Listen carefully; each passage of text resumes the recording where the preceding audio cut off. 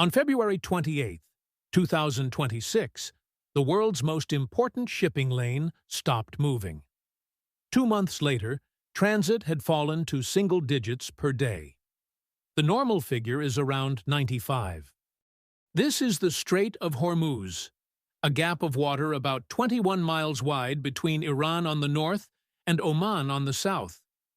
In normal times, around 1/5 of the world's oil consumption passes through it, more than a quarter of all oil traded by sea. In the spring of 2026, almost none did. What stopped at this 21-mile gap is what this episode is about. Not the politics that closed it, the geography that made it closable in the first place. Because the strait can be shut. It has been shut. And the question of why it usually stays open turns out to have a much more honest answer than the one most explainers give.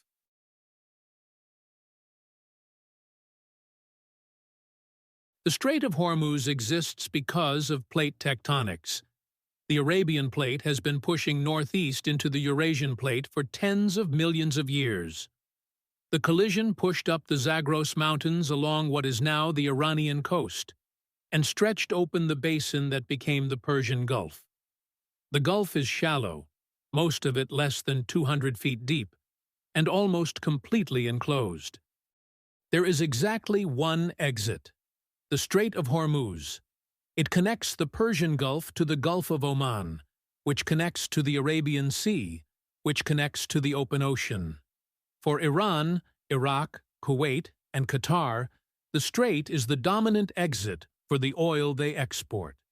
Saudi Arabia and the UAE have partial bypass routes overland. We'll get to those. But the basin's geography concentrates almost every barrel produced in the region toward a single 21-mile door. The strait itself is shared. North side Iran, south side Oman. Inside the strait, the navigable channel is much narrower than the strait itself. The International Maritime Organization runs a traffic separation scheme with two 2-mile-wide lanes. Outbound traffic in one, inbound in the other, separated by a 2-mile buffer. Everything moves through that engineered structure. Without it, traffic at these volumes would be far riskier and harder to manage. Because the strait is shared between Iran's and Oman's territorial waters, with no high seas in between, every ship that transits is technically inside someone's sovereign territory. International law sharply limits what that means. In recent years, about 20 million barrels of crude oil and refined petroleum products have moved through the strait every day. That's roughly 1/5 of the world's total petroleum consumption, and more than a quarter of all oil traded by sea. For comparison, the United States consumes around 20 million barrels a day. China consumes around 16 million. The strait moves the equivalent of one of those countries every day. The destinations are not symmetric. Roughly 80% of that oil heads east, to China, India, Japan, South Korea. The remainder goes west to Europe and the Americas, or south to Africa. A disruption at Hormuz hits Asia first, hardest and longest. Asian economies do not have the same strategic petroleum reserves as the United States, and they do not have the same alternative supplier reach. Then there is liquefied natural gas.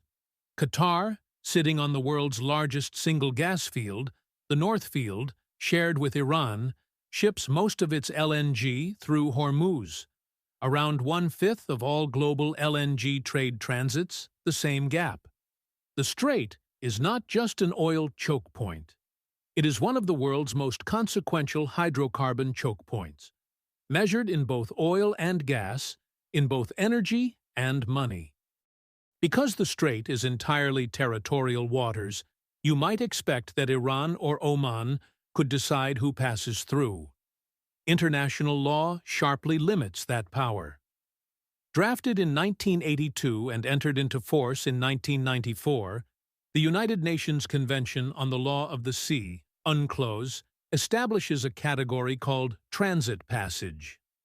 Under Articles 38 and 44, ships and aircraft have a right of unimpeded transit through international straits, and the states bordering those straits may not suspend that passage.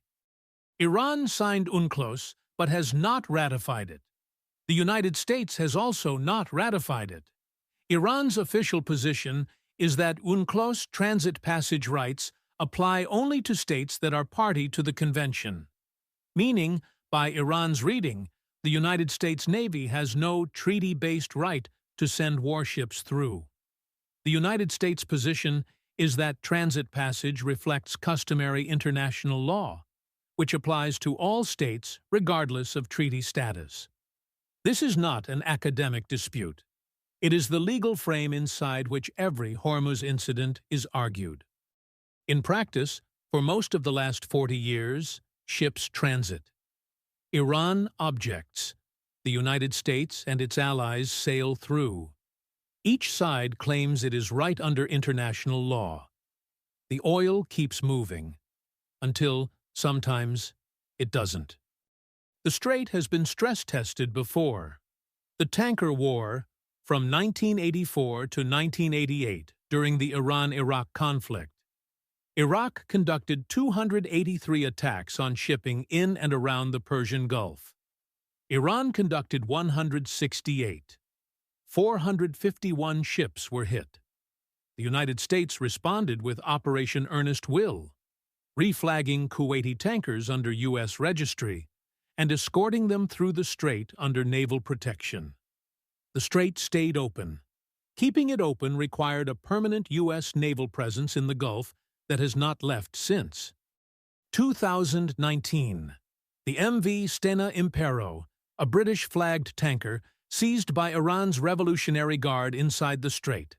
The MV Front Altair and MV Kokuka Courageous, attacked in the Gulf of Oman just outside. Insurance premiums for tankers transiting Hormuz spiked. Oil prices spiked with them. The disruption was measured not in barrels lost, but in basis points added to every barrel that did move. The threat of closure became its own economic instrument. And then, February 28, 2026. Following strikes against Iran, Iran's Revolutionary Guard declared the strait closed to foreign shipping. The Royal Navy assessed that the closure was not legally binding under UNCLOS. Major shipping companies, Maersk, MSC, CMA, CGM, Hapag-Lloyd, suspended transits anyway. Tankers anchored outside the strait or turned back. Within weeks, transit had dropped from around 95 vessels per day to single digits. The threat that had been an economic instrument for 40 years became the event itself. So why does the strait usually stay open? Geography offers a partial answer. Producers have built pipelines that bypass it. Saudi Arabia's East-West pipeline, also called Petroline, runs from the eastern oil fields across the peninsula to the Red Sea port of Yanbu. Nameplate capacity around 5 million barrels per day. The UAE operates the Habshan-Fujairah pipeline to a port on the Gulf of Oman, with nameplate capacity around 1.5 to 1.8 million barrels per day. Iran built the Gora-Jask pipeline to its own Gulf of Oman terminal, designed for around 1 million barrels per day, though EIA reporting indicates effective throughput has stayed well below that, and shipments largely halted in late 2024. On paper, the combined regional bypasses approach 7.5 million barrels. Nameplate capacity is not the same as available capacity. In a real disruption, the EIA estimates that only about 2.6 million barrels per day of spare bypass capacity could actually be used to reroute Hormuz volumes. The IEA puts the range at 3.5 to 5.5 million. Either number leaves the majority of the strait's flow with no alternative route to global markets. The bypasses help. They do not solve. There are also forces beyond geography. Iran's own oil exits almost entirely through Hormuz. With Gorajask largely offline, Iran has no meaningful overland alternative. That makes closure costly for Iran, too. The United States' Fifth Fleet has been headquartered in Bahrain since 1995, providing permanent military deterrence. Asian consumers, including China, Iran's largest oil buyer, pressure Tehran against closures that would damage their economies. Insurance markets, shipping companies, regional neighbors, and escalation risk all push the same direction. In normal times, every major actor pays a price when the strait closes. The strait stays open because everyone has a reason to want it open. Until they don't. In late February of 2026, the calculation changed. Iran absorbed a strike that included the death of its supreme leader. The cost-benefit math that had kept the strait open for 40 years stopped applying. Iran closed it anyway. As of late May, negotiations are underway, a 14-point framework that may reopen the strait in stages. Mine clearing alone, U.S. officials estimate, could take 6 months. If a deal lands, the geography will not change. The pressure to close it again will return whenever the math shifts again. Geography does not write the final outcome.